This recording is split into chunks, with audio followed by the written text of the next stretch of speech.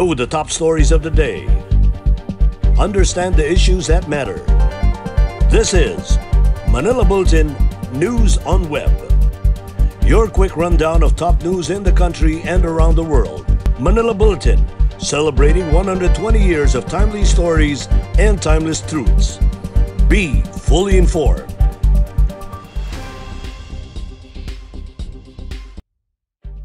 Hi, I'm Barbie Atienza. This is MB Now, and here are your news on web. President Duterte told the public that the COVID-19 vaccine will soon be making its way to the Philippines after Russia committed to constructing a pharmaceutical plant in the country to produce them. In his public address on Wednesday evening, Duterte said that if the Philippines will follow all rules, the earliest it can arrive in the country is in April. However, he said outgoing Russian ambassador to the Philippines, Igor Kovayev, also told him that Russia will be coming to the Philippines. Malacanang announced in August that an expert panel review from the Philippines will first have to review the results of the first and second phases of the clinical trials of the Russian vaccine. The Russia-funded third phase of the clinical trials of Sputnik V by the Gamaleya Research Institute of Epidemiology and Microbiology will also be simultaneously in the Philippines and Russia from October 2020 to March 2021. The vaccine is expected to be registered with the local Food and Drug Administration by April 2021. Nakahanap na ako ng pera. I have the money already for the vaccine. But kahanap pa ako ng maraming pera because there are now 130 million Filipinos. And to me, ideally, all should have the vaccine. I just had a talk with the ambassador of Russia, the outgoing, and we had a serious one-on-one talk. And they said that Russia is coming in. Meron na siguro tinatapos. And they want to establish here. Gagawa sila ng planta. Pharmaceutical. And ang vaccine papasok rin sila. In celebration of the World Food Day tomorrow, the government is set to launch a task force in addressing the hunger problem in the Philippines. According to Cabinet Secretary Carlo Nograles, the creation of the National Food Policy Action Plan is important in order to achieve a zero hunger by 2030. Our Malacanang correspondent, Argil Educos, has the details. The public can expect the government to step up its efforts in addressing hunger with the launch of the National Food Policy to achieve zero hunger during the World Food Day on October 16. In an interview with Manila Bulletin, Cabinet Secretary Carlo Nograles said that the National Food Policy will contain the government's action plan or roadmap on how the country will achieve zero hunger by 2030. Nograles, who co-chairs the Interagency Task Force on Zero Hunger, said the new policy will likewise ensure that food will not just be available, but also accessible by bringing agricultural products to the markets. So, i-ensure natin na lahat ng mga pinoproduce mula sa mga kanayunan ng mga agricultural products, ang ating produkto mula sa mga mangingisda at mga magsasaka, the food that is being produced ay nakakarating sa mga merkado natin so that it is easily accessible sa ating mga kababayan. According to Nograles, the government's national food policy aims to ensure food security in the country by supporting farmers and fisherfolk through increasing their productivity and income. So, i-ensure natin na lahat ng mga pinoproduce mula sa mga kanayunan ng mga agricultural products, ang ating produkto mula sa mga mangingisda at mga magsasaka, the food that is being produced ay nakakarating sa mga merkado natin so that it is easily accessible sa ating mga kababayan. The palace official also said that the government aims to take a closer look at the nutritional intake of vulnerable people like the poor, the jobless, the children, indigenous peoples, and pregnant women to end all forms of malnutrition. After ensuring that there is enough accessible food, Nograles said that the government will have to make sure that the system in place will be sustainable, especially at the time of disruptions like natural disasters, calamities, climate change, and now the COVID-19 pandemic. For MB Now, this is Argil Educos reporting. Education Secretary Leonor Briones called on families to make their homes a safe environment to live and learn and teach their children to make hand washing a habit, so when they do return to school, hand washing will be key in ensuring safety of our children. Briones said that the Department of Education has been celebrating Global Hand Washing Day every October 15 in schools since 2000. This, she said, is in recognition of the importance of building the habit of hand washing among children to ensure their health. Through the Wash in Schools program, Briones said DepEd has institutionalized actions to improve hand washing facilities and instill hand washing behavior among learners. Meanwhile, DepEd officially announced its partnership with the Department of Health and UNICEF to strengthen the campaign for proper hand washing, especially amid the pandemic. In time for this year's celebration of Global Hand Washing Day, DepEd and DOH, two of the most crucial government agencies in shaping the future and well-being of a generation, have come up together to mark the beginning of a stronger partnership. With the theme Clean Hands for All, DepEd and DOH, with support from UNICEF, gathered various development partners, sector representatives, and local chief executives in a two-day online symposium. The government will ask the Supreme Court to allow the court inspection of random samples of seized shabu to make way for the immediate destruction of the rest of the contraband.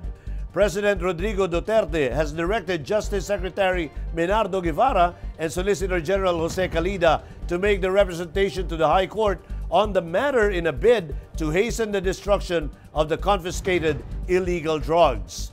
The seized shabu must be destroyed within 24 hours after the inspection of the fiscal to prevent the recycling of the illegal substance, according to the president. Duterte sternly declared that he does not want to see warehouses filled with seized illegal drugs, especially the large haul confiscated by the government. He said the storage of the illegal drugs has only resulted in many headaches for the government. Prior to the President's remarks, Interior and Local Government Secretary Eduardo Año reported that more than 8.16 billion pesos worth of shabu has been destroyed by authorities. It behoves upon Secretary Guevara and the Solgen to make representations with the Supreme Court that kung marami ang shabu involved, that there should be a fiscal on duty just to take a few random samples at ibigay niya doon on the spot. Ibigay niya ang sample na kuha niya and a test be made, 3 trials, and after that certified that it's shabu. Lahat. Kasi random kung saan niya kunin. And after that, within 24 hours, sirain na kaagad. In Metro News, Ospital ng Sampaloc health workers recover from COVID-19. And Pasig LGU to implement use of Pasig Pass at City Hall next week. More from this report. All health workers at Ospital ng Sampaloc who contracted the coronavirus disease have already recovered. The Manila Public Information Office made the announcement on Facebook, citing data from Manila Health Department and Infection Prevention and Control Committee. Ospital ng Sampaloc Director Dr. Aileen Laksamana thanked the city government for providing health workers with medicine and giving the hospital some medical equipment to improve its COVID-19 response. The Ospital ng Maynila management reminded Manila City residents to continue observing the government's issued health and safety protocols to prevent catching the deadly disease. The Pasig City government will start the pilot run of Pasig Pass, the city's new contact tracing system, at the City Hall next week. According to Mayor Vico Soto, around 40,000 people have already downloaded their own Pasig Pass, a QR code-based contact tracing solution that seeks to intensify the city's contact tracing efforts amid the pandemic. The local chief assured that the data collected through the contact tracing system is safe and in accordance with the Data Privacy Act. If the initial implementation at the City Hall will be a success, Mayor Vico said the City Council will pass a measure expanding the gradual implementation of Pasig Pass in private establishments in the city. And here are the top news in other parts of the country. Western Visayas posts 12% growth in rice production. Davao region records 68 new COVID-19 cases. More in this report. For the first semester of the year, rice production in Western Visayas region posted a 12% growth even despite the challenges posed by the coronavirus disease. According to the Department of Agriculture, the rice production in the region for the first semester reached 753,832 metric tons compared to last year's 672,152 metric tons during the same period. The Department of Agriculture in the region is expecting that the harvest this wet season will further increase the volume of rice production. After recording only one case of coronavirus disease on Monday, Davao region has recorded 68 new cases of COVID-19, bringing the total number of active cases to 690 on Tuesday, October 13. The DOH said 8 of these are critical, 48 have severe symptoms, 238 have mild symptoms, and 398 are asymptomatic. Davao region has a total of 3,679 recorded cases of COVID-19. Meanwhile, 41 recoveries were reported on Tuesday, bringing to 2,864 the total number of recoveries. In world news, U.S. President Trump's teen son caught coronavirus, according to the First Lady. President Macron orders antivirus curfew for Paris and other French cities. And to fight virus's spread, Vienna turns to bike couriers. Let's watch this report. U.S. President Donald Trump's teenage son Barron contracted COVID-19 after both his parents tested positive, but is now negative, First Lady Melania said Wednesday.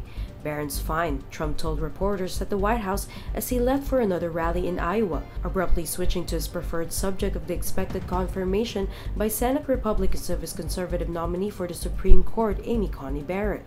On Thursday, Trump and Biden will duel in an unusual manner when they hold separate but simultaneous town hall events on major TV networks.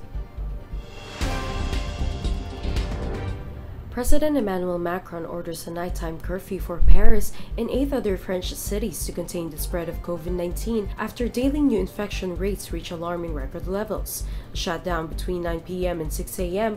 that will remain in force for as long as 6 weeks. Other major French cities such as Lyon, Mediterranean Port Marseille, and southwestern Toulouse will similarly impose curfews, with around 20 million people affected in all out of a total population of some 67 million. In Germany, Chancellor Angela Merkel announced tougher measures on gatherings and mask wearing. New infections in Germany continued to rise Wednesday, pushing past 5,000 cases in 24 hours, a level not seen since a lockdown imposed on Europe's biggest economy in the spring. Hoping to increase the number of coronavirus tests, the Austrian capital Vienna has a new weapon. Instead of pizzas, bike couriers are now delivering COVID-19 tests. Longtime bicycle courier Marcus Hanold, 25, now delivers for Veloci. The company has a contract with the Austrian telemedicine service 14to50, which employs couriers to rapidly deliver COVID tests. Bicycles are because it's faster than the cars and don't have to look for a parking space. It also can get through the traffic faster and generally move around more quickly in traffic. Veloci said they trained well the bikers on how to administer the tests properly and efficiently. In entertainment, it's all systems go for the grand finals of the inaugural Miss Universe Philippines 2020 beauty pageant, which will be held at the Baguio Country Club on October 25. On Facebook, the Miss Universe Philippines announced that it will be filming the Miss Universe Philippines preliminaries and grand finals in Baguio Country Club and will be available for streaming worldwide. The preliminary interview is on October 21, the national costume, swimsuit, and evening gown competition on October 23, and the grand finals on October 25 will all be streamed with no commercial breaks on www.empire.ph. 50 girls are competing for the title of Miss Universe Philippines 2020. The grand coronation of Miss Universe Philippines 2020 beauty pageant will also be aired on GMA7 on October 25. In sports, Thirdy Ravena left the country early Thursday to officially begin his Japanese basketball stint with B-League club Sun N Neo Phoenix. The former Ateneo star and Gilas Pilipinas mainstay posted an Instagram story showing his passport and Philippine Airlines plane ticket bound for Tokyo before heading to Shizuoka Prefecture to join his team's ongoing B-League campaign. Ravena missed the first 4 games of the Neo Phoenix B-League campaign after needing to complete all travel requirements in order to board a flight for Japan. The Neo Phoenix are hoping that a former 3-time UAAP Finals Most Valuable Player can provide a lift once he makes his debut. Ravena's team started the season by losing all 4 matches by an average margin of 25.8 points. Attention, visual artists in the country, this one's for you. For the first time since 2011, Manila Bulletin's popular on-the-spot drawing and sketching competition, MB Sketchfest, will be held virtually amid the COVID-19 situation in the country. Aiming to highlight the ability of Filipinos to bounce back at a time when the world grapples with the prevailing health crisis, the Manila Bulletin picked the resilience of the Filipino as the theme for this year's MB Sketchfest. On the event proper, participants are required to live stream themselves on Facebook while doing their artworks for at least 1 to 2 minutes using their own account or their guardian's account.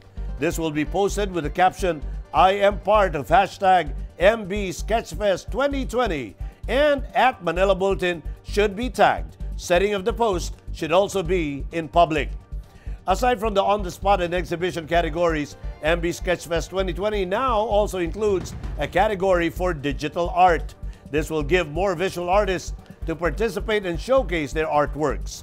Participants may pre-register online at sketchfest2020.mb.com.ph until November 8. And those are the news on Web today, October 15, 2020. It's 71 days before Christmas. For more news and details, get your copy of Manila Bulletin newspaper tomorrow or log on to www.mb.com.ph. Or you may also subscribe to our newsletter through the link on this video's caption to have the day's latest news delivered to your inbox. I am Barbie Atienza for Manila Bulletin, celebrating 120 years of timely stories and timeless truths. Join us again tomorrow. This has been MB Now. Be fully informed.